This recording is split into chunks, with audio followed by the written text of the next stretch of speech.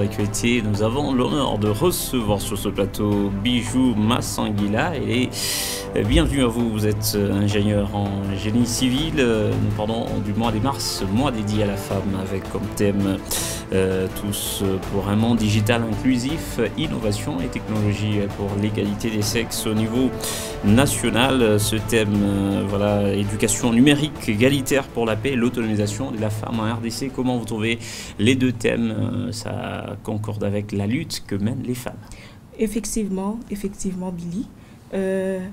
Face à toutes ces atrocités que les femmes sont en train de connaître au cours de ces dernières années, oui, notamment les cyberharcèlements, la cyberviolence, l'exposition des pratiques allant de l'intimidation au chantage, l'exposition des images sans le consentement et l'autorisation des personnes concernées, toutes ces pratiques-là, notamment, il fallait aider les femmes à avoir de l'éducation qu'il faut pour utiliser d'une manière bénéfique leurs connaissances sur les digitales et le numérique. Vous pensez que l'éducation, encore la sensibilisation, doit être orientée dans les sens d'éduquer d'ailleurs, les dans femmes, ce cas, sur ce point, j'aimerais même saluer l'initiative de la ministre nationale du genre qui a prévu tout au long de ce mois des formations sur les digitales.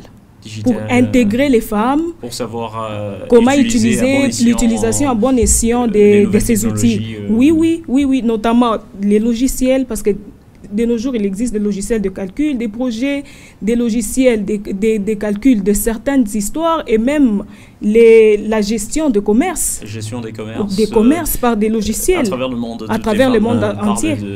Par de la lutte. C'est quoi la lutte de la femme congolaise? Actuellement, la lutte de la femme congolaise, c'est son intégration dans le monde professionnel. Sans qu'elle ne puisse être jugée comme étant femme. La femme a du génie. La femme a quelque chose à offrir. La femme aimerait aussi être écoutée en tant que telle. Et non lorsqu'elle arrive dans une société, qu'elle soit jugée directement par son apparence. Non. Son apparence physique. C'est-à-dire tous les domaines doivent s'ouvrir à la femme. Oui, toutes ces portes-là devaient s'ouvrir. Et même, l'État congolais a même prévu qu'il y ait de l'intégration. Donc, un programme spécifique d'intégration des femmes dans les domaines spécifiques, par exemple les sciences. Parce qu'il n'y a aucun prérequis, pour faire les sciences. Donc, ça ne demande que de la volonté, de l'investissement personnel. Il y a des atouts que la femme pourrait aussi mettre au bénéfice de tout un pays, de tout notre continent. Et donc, les ouvrir ces portes nous aiderait aussi à entamer l'innovation. Parce qu'on ne peut jamais innover ce qu'on ne connaît pas. Il faut qu'on ait de l'information, il faut qu'on ait de la formation qu'il faut, il faut qu'on soit intégré dans ces professions. Il faut aussi de la sensibilisation très tôt, à la petite école.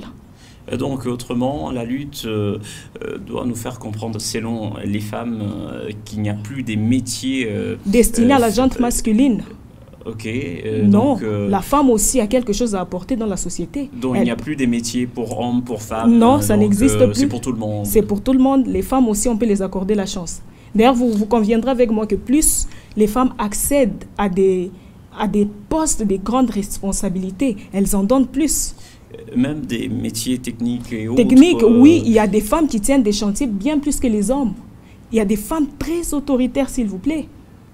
Actuellement, intégrer des femmes très tôt dans les métiers d'ingénieur, par exemple, vous servirait peut-être, vous, à avoir une ingénieure capable d'être topographe, d'exercer, peut-être conduire les engins.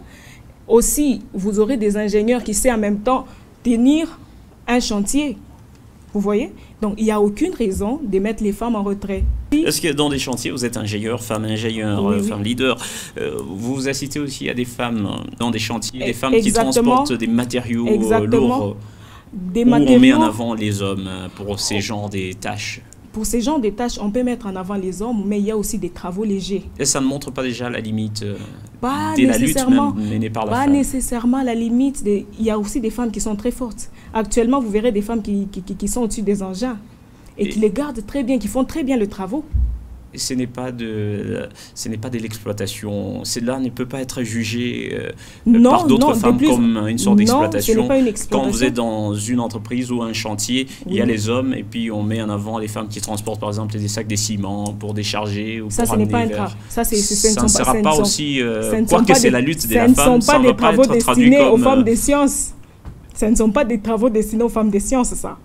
Les femmes des sciences sont destinées à des travaux qui nécessitent de l'intelligence. De plus en plus les intégrer vous aiderait aussi à avoir, à les ouvrir et aussi à sortir ce complexe qui les met toujours en retrait. Complexe. En tant que femme ingénieure Bijou Massanguila, quelles sont les difficultés que vous avez rencontrées dans ce domaine qui jadis était réservé aux hommes et aujourd'hui aux femmes? Être accepté en tant que tel. Oui. Être accepté en tant que tel. M'accorder l'opportunité de m'exprimer à travers mon expérience. Et comment votre entourage appréhende cela ou appréhendé depuis votre cursus? Bon, le monde scientifique et technique est encore solitaire. Ce qui veut dire que quand vous vous retrouvez vous êtes en face de vous, vous avez en face de vous plutôt une femme, une jeune dame très petite, parce que souvent nous nous retrouvons avec des vieux qui ont déjà la maîtrise de métier, mais nous essayons de nous adapter, donner ce que nous avons. Mais être femme ne me limite pas. Être femme ne me met pas en retrait. Il y a des choses que j'arrive à faire que les hommes ne font pas. Il y a peut-être de l'autorité, de l'expertise que j'arrive à apporter dans mon métier que les hommes n'ont pas. Du coup, m'accorder de l'importance et me voir en tant que telle contribue aussi à l'innovation. Et comment les autres femmes appréhendent ce choix de s'ouvrir au métier? Je suis un modèle pour beaucoup plus de femmes à faire le métier de science. Parce qu'il n'y a aucun prérequis. Comme je vous l'ai dit tantôt, il n'y a aucun prérequis pour faire les sciences et même pour faire de la technique ou intervenir dans des chantiers. Qu'est-ce qui vous a stimulé à choisir ce domaine?